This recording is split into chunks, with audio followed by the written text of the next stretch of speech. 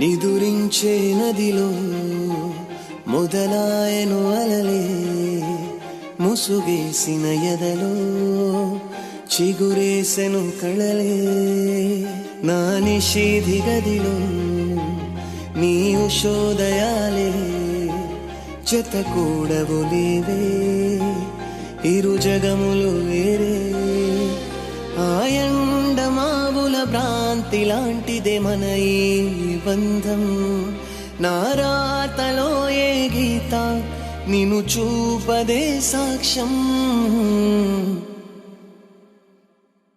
దరి చేరని దూరం మన కలయిక తీరం ముని మాపుల చందం మన ఇరువురి పయనం ఈ కలయిక ఎప్పుడు తెలవారే కలలే కలగలవాలన్నా జత కుదరదులే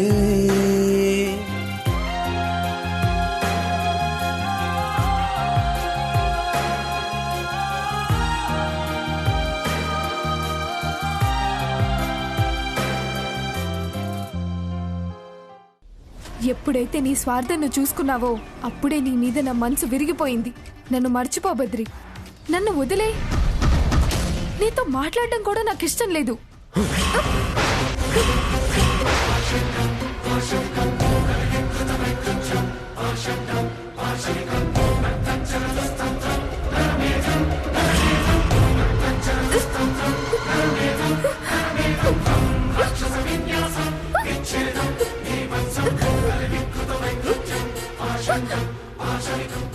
ఏంటే బతిమిలాడుతుంటే రెచ్చిపోతున్నావు? ప్రాణం మీదికొస్తే ఎవడైనా అంతే. ఎవడి సేఫ్టీ వాడు చూసుకుంటాడు. బతికుంటేనేగా ప్రేమైనా పెళ్ళైనా. నేనింతే, ఇలాగే ఉంటా. నేను నిన్ను ప్రేమిస్తూనే ఉంటా. నువ్వు ఒప్పుకున్నా ఒప్పుకోకపోయినా నేనే నీ మెళ్ళో తాళి కడతా. నీ ఎంగేజ్మెంట్ ఎవ్వరితో జరిగినా నాకు అనవసరం, కానీ పెళ్ళి మాత్రం నాతోనే జరగాలి. నన్నే చేసుకోవాలి. చేసుకుంటావు, చేసుకునేలా చేస్తా. అర్థమైందా? అర్థమైందా? లేకపోతే చంపేస్తా.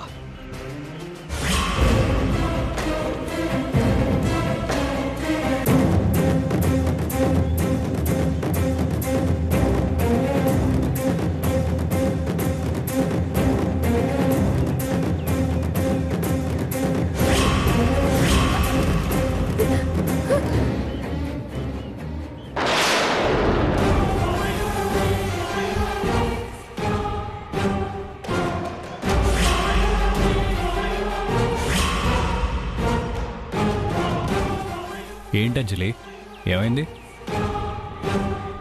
కంగారుగా ఉన్నావేంటి? ఏం లేదు బావగారు. లోపల కాక్రోచ్ కనపడింది, అందుకని. సరే, వేరే రూమ్కి వెళ్ళు.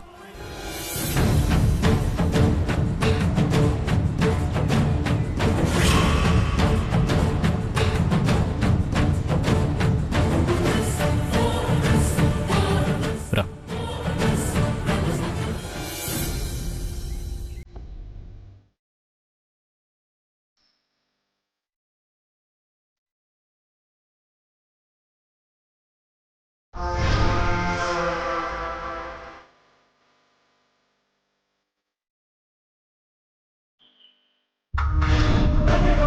వీడి కోసం చీర కట్టుకొచ్చావు కదూ, చూస్తా. ఈ ఎంగేజ్మెంట్ జరగకముందే ఈ పెళ్ళి చెడగొడతా. ఇవాళ వీడి మైండ్లో కూడా విషబీజం నాటే పంపిస్తా.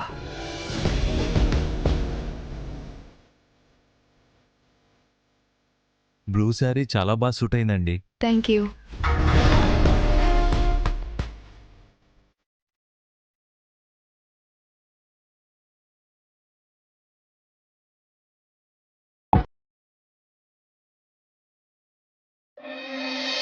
అరే లే అంజలి.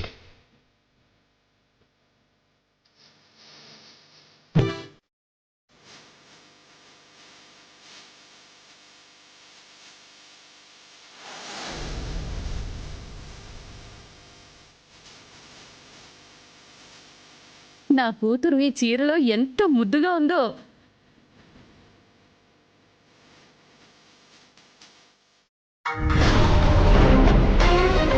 వీడితో వెళ్ళి ఆ విషబీజం నాటేసి వస్తా. నేను బయలుదేరుతాను ఏజే గారు. సెలక్షన్ కంప్లీట్ అయినట్టేనా? అన్ని సెలెక్ట్ చేశారు. వస్తాను అంజలి. బ్రదర్, నిన్ను కార్ దాకా వచ్చి డ్రాప్ చేయనా?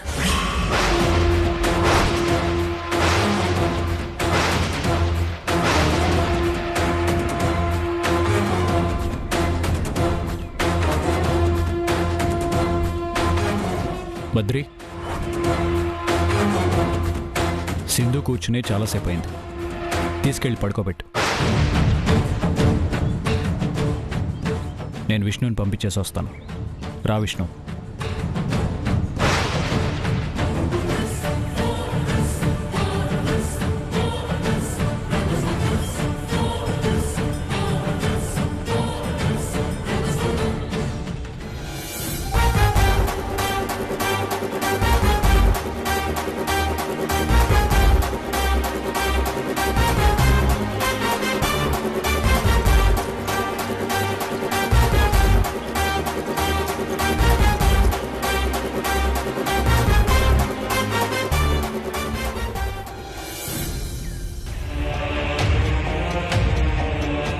నమస్తే మేడం. నమస్తే. సెలక్షన్ అయినట్టేనా మేడం? అయినట్టే.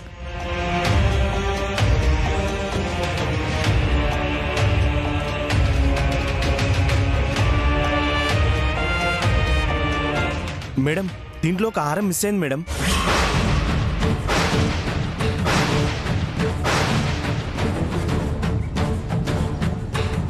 అలా ఇలా మిస్ అవుతుందండి. ఇక్కడెక్కడో పడిపోయి ఉంటుంది, చూడండి. అదెక్కడికి పోలేదు.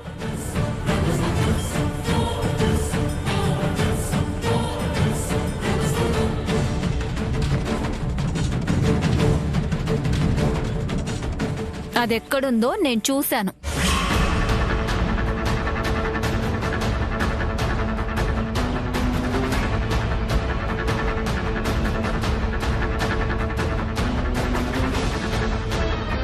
ఏం జరిగింది? అందరూ అలా ఉన్నారు. ఒక హారం మిస్ అయింది ఏజే. అవునా? అవునేజే, చెప్పుకుంటే సిగ్గుచేటు. అందుకే ఎలా చెప్పాలో తెలియడం లేదు.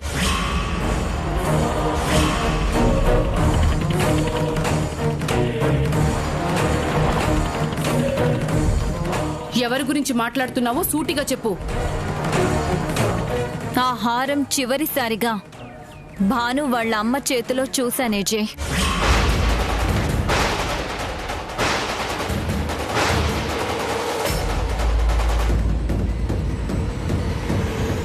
నేను అప్పుడే ఆ హారం అక్కడే పెట్టేశాను. నేను చూశాను, అది మీ దగ్గరే ఉంది.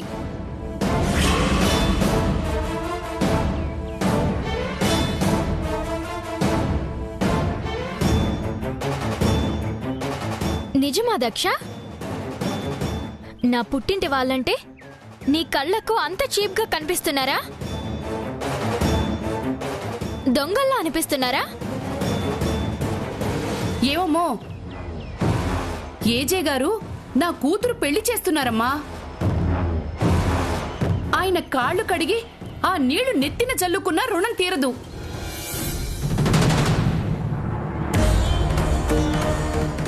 అలాంటి మనిషి ఇంట్లో ఇంత చండాలమైన పని నేనెందుకు చేస్తాను?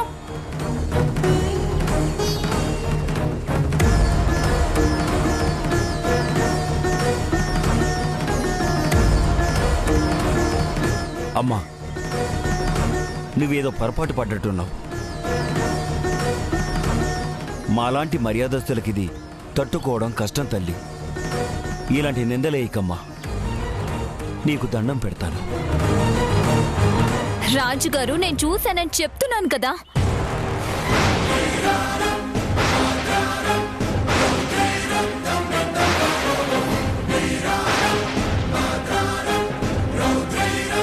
సరే, అనుమానం ఎందుకు? మా మమ్మీ తీస్తుందంటున్నావు కదా, బ్యాగ్లో వెతుకు.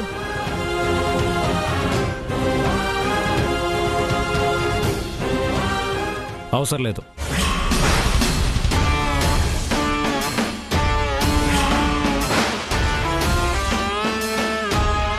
నువ్వు లెక్క సరిగ్గా చూసుకున్నావా? సరే, పోయిన హారం ధర కూడా బిల్లు వేసి పంపించు, నేను కట్టేస్తాను. అవసరం లేదు బాబు. నేను నా భర్త మీద ప్రమాణం చేసి చెప్తున్నాను, ఆ హారం నేను తీసుకోలేదు. ఇప్పుడు మీరు బిల్లు కడితే అందరి మనసుల్లోనూ ఆ అనుమానం అలాగే ఉండిపోతుంది. నువ్వు తీసి చూడు దక్ష.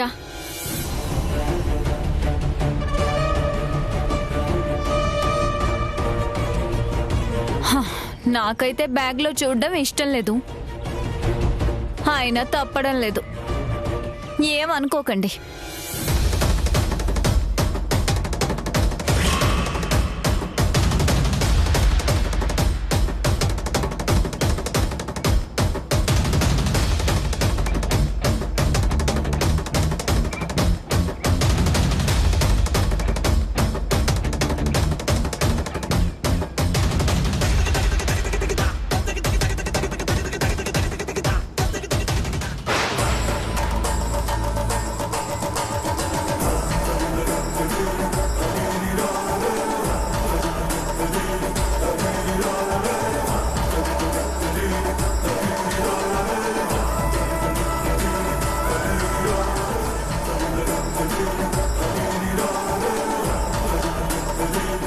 నేను చూసానేజే, ఈలోపే ఆవిడే మైండ్ చేసి ఇంకెక్కడో అది. Stop it. ఏంటిది? పెద్దవాళ్ళన్న గౌరవం కూడా లేకుండా ఈ డిస్కషన్ ఏంటి?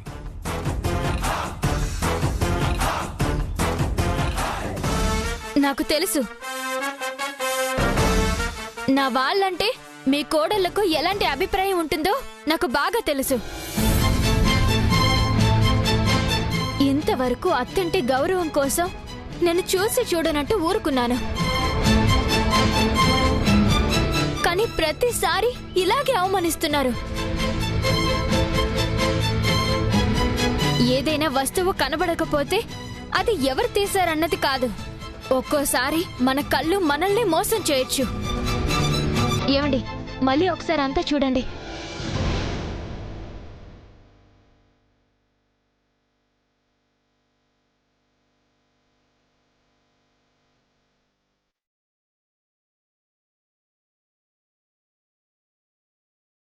సారీ సార్, ఈ హారం ఇక్కడే ఉంది.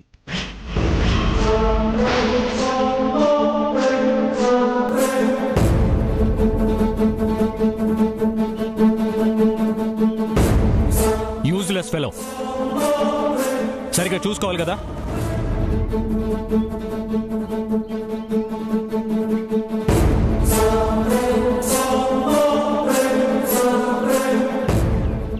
దక్ష, నువ్వు భాను వాళ్ళ అమ్మగారిపై చాలా పెద్ద నింద వేసి అవమానించావు. ఆవిడికి క్షమాపణ చెప్పి నువ్వు చేసిన తప్పు సరిదిద్దుకో.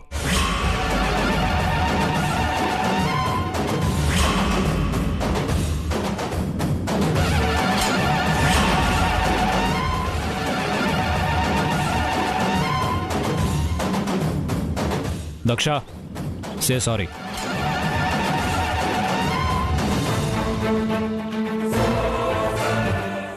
సారీ.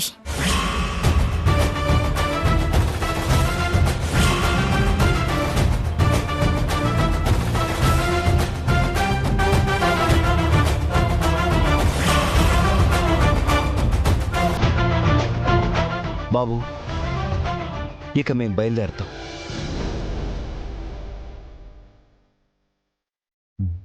అలాగే, జరిగిందేదో జరిగిపోయింది, ఇవేవి మనసులో పెట్టుకోకండి.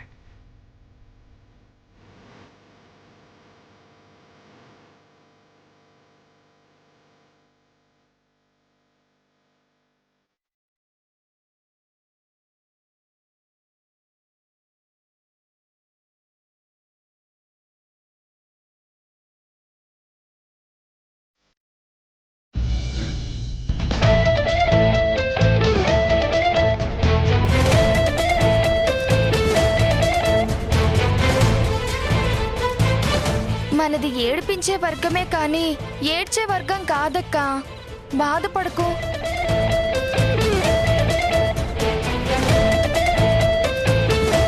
ఏంటి బాధగా ఉందా? అవమానం జరిగితే మనసెంత గాయపడుతుందో ఇప్పుడు అర్థమైందా? ఏ నేరం చేయని మా అమ్మ మీద దొంగతనం నేరం మోపాలని చూసారే. ఆ వయసులో ఆ పెద్దావిడ ఆ నిందని భరించగలిగేదా అని ఒక్క నిమిషమైనా ఆలోచించారా?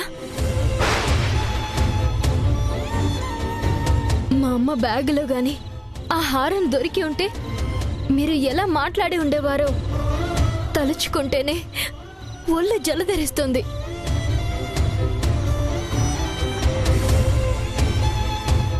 మీకు ఒక అమ్మ ఉంటుంది కదా,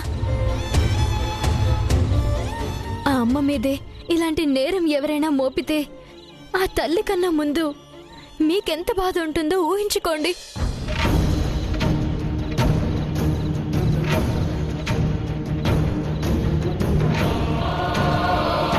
ఈ ఇంట్లో ఏ శుభకార్యం జరిగినా మీరు ముగ్గురు అందులో భానుని అవమానించడానికి, ఏడ్పించడానికి ఏ వంక దొరుకుతుందా అని ఎదురు చూస్తూనే ఉంటారు.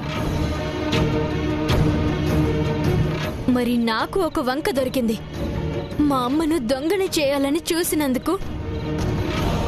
అదే నేను ఏజీ భార్యని కాకపోయుంటే పోలీసులకు అప్పచెప్పేదాన్ని. ఇప్పటికైనా కాస్త ఆలోచించండి. మీకు నన్ను ఏడిపించాలనుంటే, అంతలోనే మీకు ఆనందం దొరుకుతుంది అంటే నన్ను ఏడిపించండి. దయచేసి నా కుటుంబం జోలికి మాత్రం వెళ్ళకండి ప్లీజ్.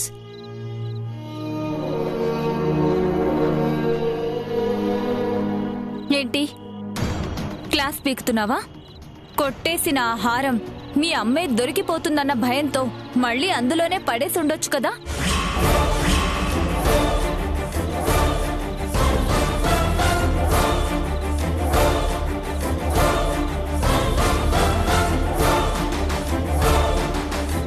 నేను మర్యాదగా చెప్పాను, కన్నీళ్లు పెట్టుకుని చెప్పాను, దండం పెట్టి మరీ చెప్పాను. అయినా మీరింకా మీ పొగరు తగ్గించుకోకపోతే తగ్గించుకోకపోతే ఇది తింగరిది, తిట్లు తినడానికే పుట్టింది అనుకుంటున్నారేమో. ఎలాంటి నిందలు వేసినా తుడుచుకుని పోతుందిలా అనుకుంటున్నారేమో. నాకు గాని తిక్క రేగిందంటే మామూలుగా ఉండదు. ఇంకొకసారి నా కుటుంబం జోలికి వచ్చారో గుర్తు పెట్టుకోండి. ఇన్ని రోజులు ఏజే మీ మాట విన్నారు, కానీ ఆయన ఇప్పుడు నన్ను నా వాళ్ళని అభిమానంగా చూసుకుంటున్నారు. నా వైపే ఉన్నారు. జాగ్రత్తగా ఉండండి.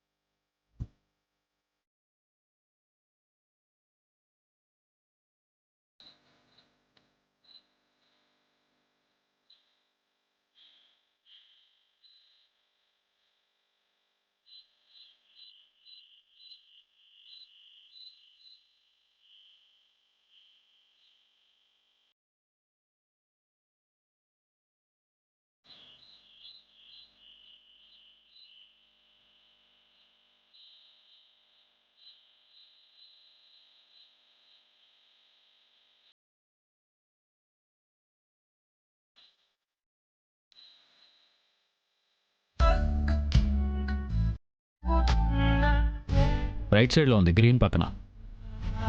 ఆ రెడ్ కలర్.